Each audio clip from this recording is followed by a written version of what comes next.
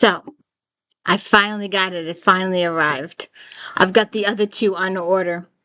As far as I know, this is only 4 books have been done so far in the series, and I don't know if the author is going to continue because the 5th book, which is her newly published book, is a whole new series. So I have no idea if she'll continue with this or not.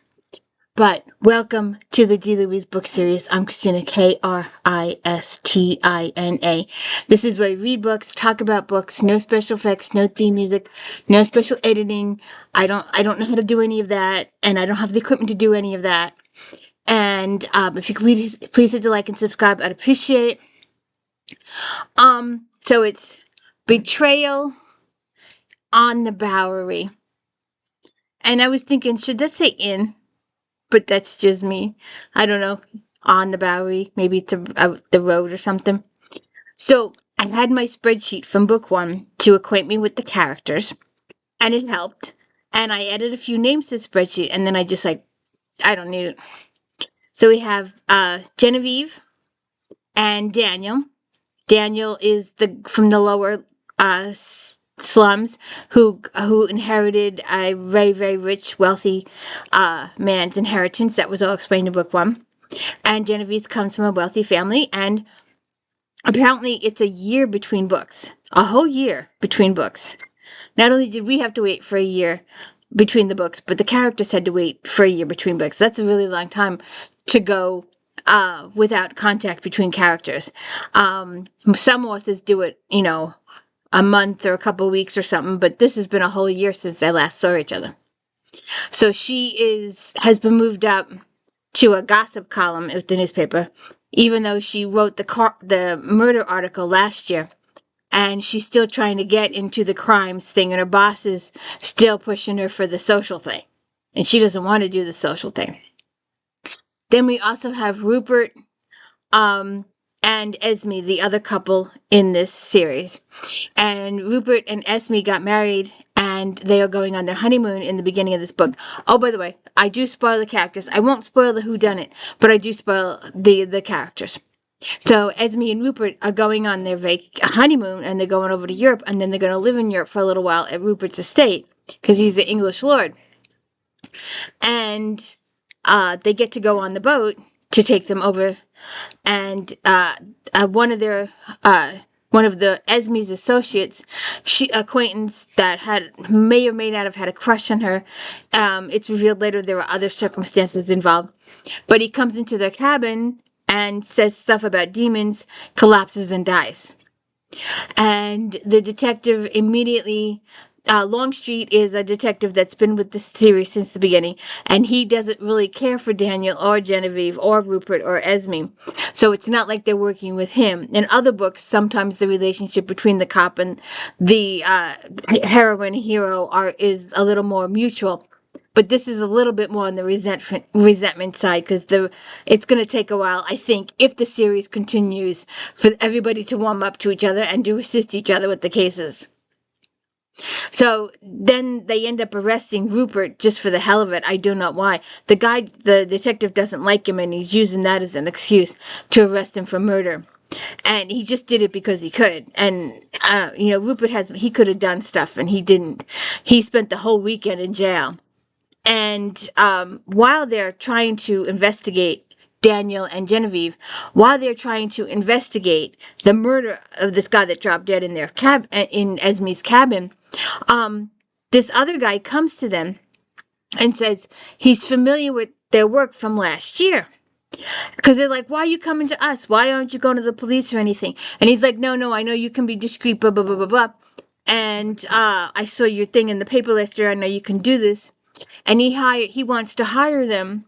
I don't really think any money is exchanged, though. But he says his daughter is missing. And he says one thing, he says she's missing, and then later on he confesses he believes she's been kidnapped. And so they start looking for her too. And her case sort of kind of ties into the murder. And they do some investigating, and turn out there's this haunted house, big abandoned mansion, and they go to it, and it's creepy, and it's run down, and it's really a creepy experience. They go there 3 or 4 times in the book, and each time is more supposed to be. I mean, it's not that bad, but for the reader, it's not that bad. For the characters, it's bad. But they have horrendous living conditions for 24 hours or something like that, because this house is really spooky, and Genevieve is a little unnerved by it. But the whole time, I'm just, hoping the series goes on. I don't know what book 3 is going to be like because I haven't gotten it yet. But I'm looking forward to getting book 3 and reading that book. I like these 1900, 1880, 1900. I like the Molly Murphy series and the Shellman series and a couple other series that take place during the same time period. So I'm hoping that eventually Daniel and Genevieve will get together, at least start a mutual friendship or start something. They do end up spending the night in a brothel together. She actually changes into a night dress that's provided for her up to here, closure. But Daniel enjoyed it, but she didn't think anything of it. So she's so nonchalant about the whole thing. I don't know. But they do spend most of the time investigating the one murder. Then while they're out talking about it on a rooftop garden, a second victim comes in screaming the same things the first victim did, and he jumps off the roof and dies. So, and they leave because they don't want to be there when the police show up because they don't want to be considered suspects or whatever. And then a couple of days later, the detective goes, I know you were there because all these witnesses said you were there. They all identified you like something crazy. I'm like, what was the point of running away? And then they're dealing with some shady characters. There's a shady bar. There's some shady characters going on. But and it's interesting. It's a fun read. It's a cute read. I didn't get involved in it as much as I do my Victoria Thompson books. We've done all those series, but like I said, this is the beginning of the series, so we're just getting to know the characters right now. So it's just, and I hope one day Genevieve gets her break and her publisher, newspaper guy lets her do some articles, some good articles, and that could lead to some mischief. Some other books have done that. Some other authors have done that too, where the girl is writing a newspaper article and she gets bumped up to the crime beat eventually. So maybe Kate here will do that too with Genevieve.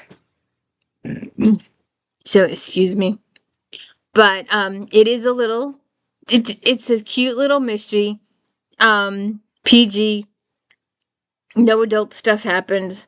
No words are said, no looks or no sighs, none of that romantic stuff. It's just Daniel suffering and Genevieve oblivious or pretending to be oblivious. We're not sure yet. And then we have 2-3 murders in it. Girls! I could use a co-host. I need to get one of those cameras that will follow my cats around so that I can put the little... Well, I don't have the software to do that either. Put the little camera up here so you can watch the cats what they're doing when I'm doing a video. Because if I put the camera on them, they'll just sit there and look at me like, what? Who, me? Nope. I'm not doing nothing. Nope. I'm innocent, I'm telling you. But anyways, it's a good mystery. I enjoyed it. It's book 2 of 4. I hope she goes on with it. I don't know. I'm a little disappointed that the 5th book was written and the 5th book is the beginning of a whole new series. So I don't know what's going to happen yet. I haven't read 3 and 4, so we'll see what the author says. If she says anything at the end of book 4, what's going to happen with it. But Daniel does get to meet her parents at a Sunday luncheon. So that was a one step forward in their relationship, I guess. And Esmie and Rupert go through a little bit. Poor Rupert spending the entire weekend in the tombs. Good God. Even Frank Malloy wouldn't have let him do that. And Daniel and Genevieve going off on their haunted mansion, abandoned mission situation, and them going through some stuff too. So anyways, check it out. It's a good little mystery. Maybe they'll end up working with the detective at one point. Who knows? And Daniel's cohorts from the first book show up a little bit to help him out with the investigation. So we'll see what happens. So have a good day. Oh, and don't forget, please check out Star Trek Next Generation recaps on Fridays, If Then Fridays. If you like this book, then maybe you like that book. We started March with fairy tale Regency, Cinderella type stories in Regency settings. Not all of them, but most of them. Then we did cozy St. Patrick's Day, cozy mysteries. And I think the next one up is contemporary romance. I'm not sure. I have to double check on what I'm doing there. And then the end of the month, we're going to finish it with new releases. So please check all those out. And don't forget Flashback Monday, where we talk about all the books in my favorite magazine in the whole wide world. And maybe you'll get a book idea from one of those. So have a good one. Bye.